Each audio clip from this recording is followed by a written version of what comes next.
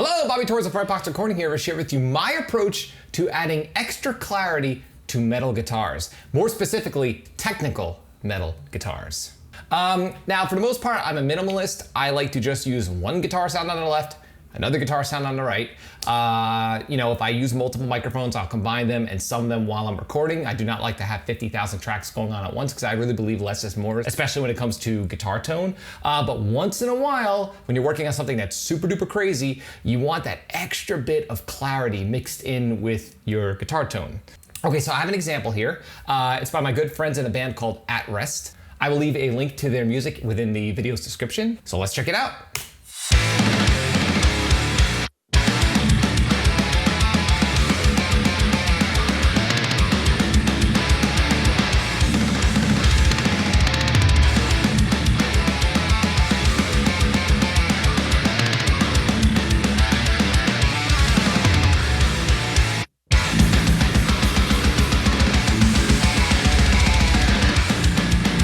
So as you can tell, the guitar is super duper clear. Even though there's a bunch of stuff happening, there are like a million notes happening within every single riff, you could hear everything super duper clear. Now, I'm gonna be honest, a lot of that has to do with the tracking. This was tracked very well. It was tracked by Mr. Anthony Santora. Thank you, Anthony. In order to utilize the approach I'm about to share, you must track a DI with your guitars.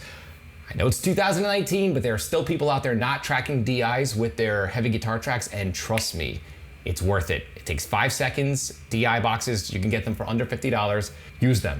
I know I harp on this a lot, but record DIs. Okay, so with that being said, the guitar tone was great. If you listen, I'm gonna play this once more. I'm gonna play it from the beginning.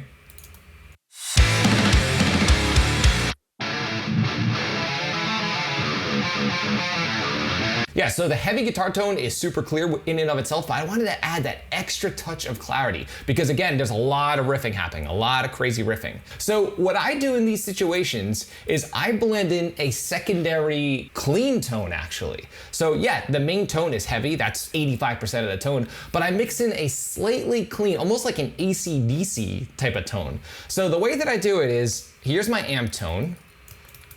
Okay, so right now these tracks are grouped. Here's the DI. I'll actually ungroup them for a second. This is my DI track. This is the amp track. This is DI track on the right. This is my amp track. The DI I'm actually utilizing. A lot of the times I'll record the DI and it doesn't do anything. I just use it for editing. I did not record this song. I only mixed it and I recorded the vocals. He recorded the DIs, which is awesome. And that gave me the flexibility to utilize this approach. So what I did was I took the DI and I dialed in a nice cleanish kind of tone. My favorite tool for that kind of tone is the SansAmp plugin within Pro Tools. Now, if you do not use Pro Tools, there's a great free plugin that's very, very, very similar, which I use from time to time. It's made by TSE Audio, it's called the BOD. I will leave a link to that plugin in the description as well. Okay, so I'm gonna just play the DI track and I'm gonna show you how I treat the DI track to create this tone that I then later blend in with the main heavy tone. So let's check this out. I'm gonna make this, this was my left DI, I'm gonna just make it in mono up the center. Let's listen to the DI. Okay, so nothing exciting, it's just a DI track of some metal riffing, which always sounds funny when you hear it in clean. Okay, but what I do is I apply this plugin, and this plugin just adds some character. It makes it sound like it's being played through like a Fender Twin or Marshall Plexi or something like that. Let's check this out. Not too flattering, but remember, this is gonna be just a secondary tone that's utilized to add extra clarity to those chunky tones. Okay, so from there, I then EQ it. And let's look at what I do with the EQ here. I am not shy with the high passing and the low passing. I have everything below 350 Hertz completely high pass, and I have everything above around 4K completely low passed, and I'm sucking out a lot of the lower mids because I really wanted to utilize those upper mids, like the 2 to 4K-ish range. I really wanted to hear the pick attack, that cleanish pick attack that again, I blend in with the main guitar tone. So let's listen to this.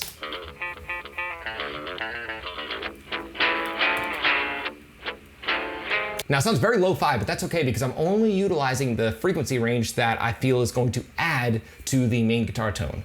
And from there, I have a compressor. So let's see what the compressor's doing.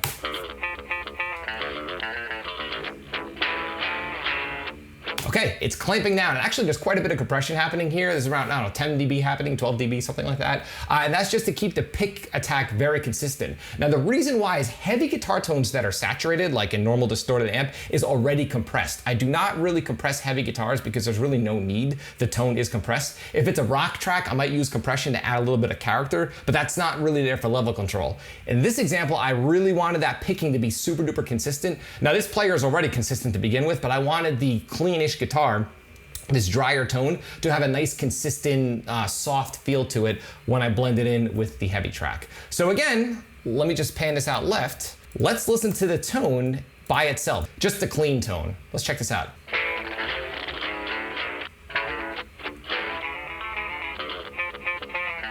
Again, not very flattering, but that's okay because when you add it to the main tone, here's what it sounds like.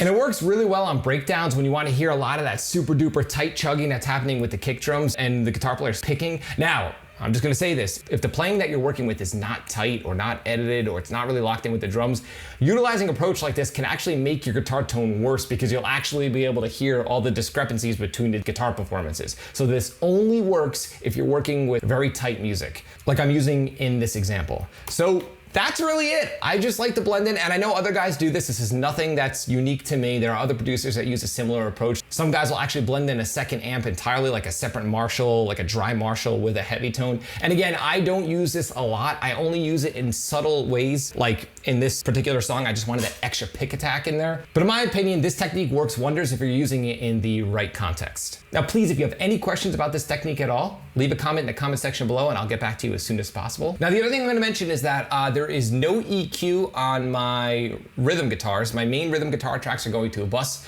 that just has some light compression in the lower mids, just a general EQ that's being applied to both guitar tracks. And this trim is doing nothing. This is just a volume control for automation. But the lo-fi tracks, the DI tracks, have their own EQ on them because they're EQ'd so drastically. Again, I'm only using that mid-range because remember, humans are most sensitive to mid-range. So I wanted to add extra clarity within the mid-range to really make these riffs cut through. Okay, so let's hear this once more from the top.